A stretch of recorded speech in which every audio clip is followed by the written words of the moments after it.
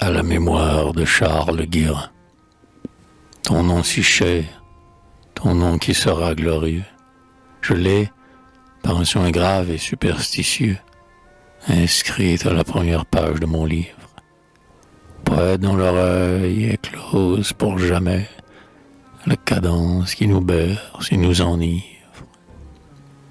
Ces vers simples et douloureux, tu les aimais, tu leur trouvais un goût de fièvre et de rosée. Je me souviens, un jour de la chaude saison, tu les connus, mes humbles vers, dans ma maison.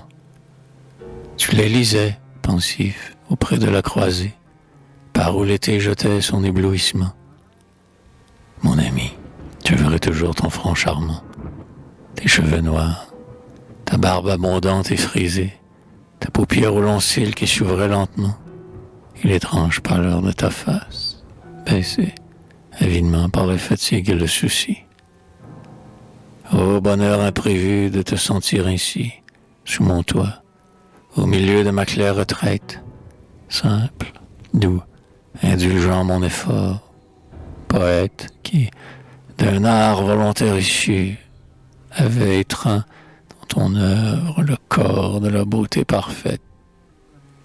Depuis longtemps je t'admirais, Charles Guérin, du seuil où je tressais ingénument mes rimes, comme un obscur vanier entrelaçant ses joncs.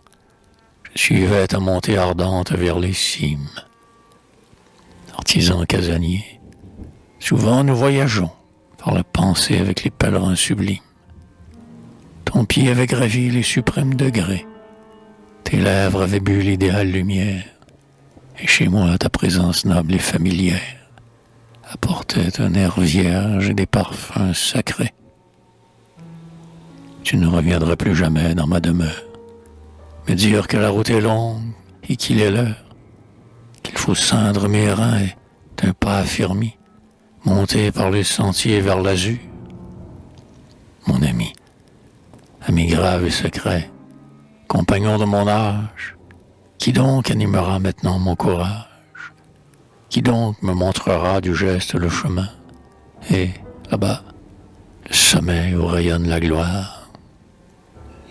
La gloire, elle luira sur ton œuvre demain. Elle caressera tendrement ta mémoire. Comme par les beaux jours d'automne, le soleil baigne d'un or fluide et chaud la feuille d'ambre.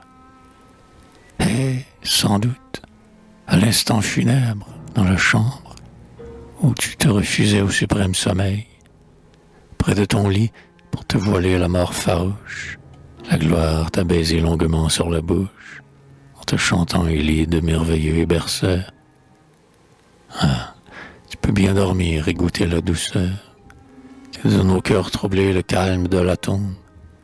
Tes vers mélodieux, tristes, purs et touchants, paisibles comme un clair de lune sur les champs, fins illustrés autant qu'une aile de colombe, parfois pareil au cri d'un homme qui succombe, sous les coups d'assassins masqués, tel parfois que la vaste rumeur des blés ou que la voix du flot contre la grève et du vent dans les bois. Tantôt brillant, aigu, trempé comme une lame, tantôt frais et câlins comme des bras de femme. Tes vers demeureront au nombre des beaux vers, dont tous les cœurs subtils, les cœurs sombres et fiers, voudront approfondir, précieuse torture, et dorloter, après, leurs secrètes blessures.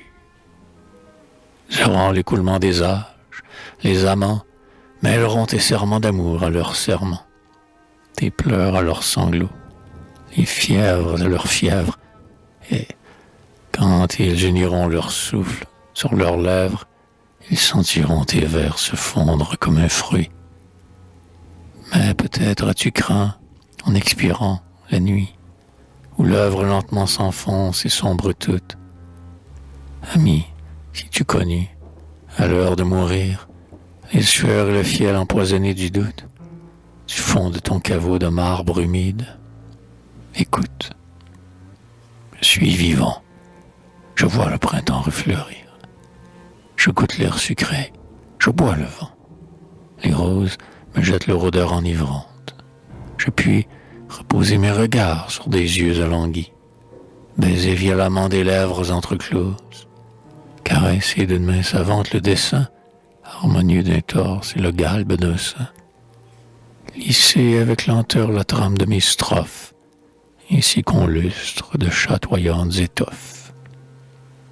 Je souffre et j'aime, et je chierai la volupté des pleurs, ta triste joie et ta sombre fierté.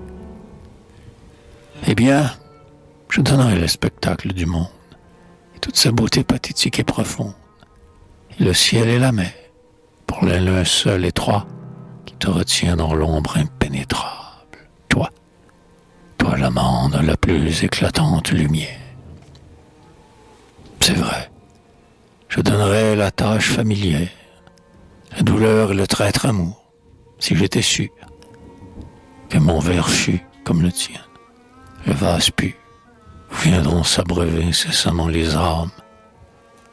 Hélas, mon verre sera pareil aux vaines flammes d'un bûcher que le vent des ténèbres détruit.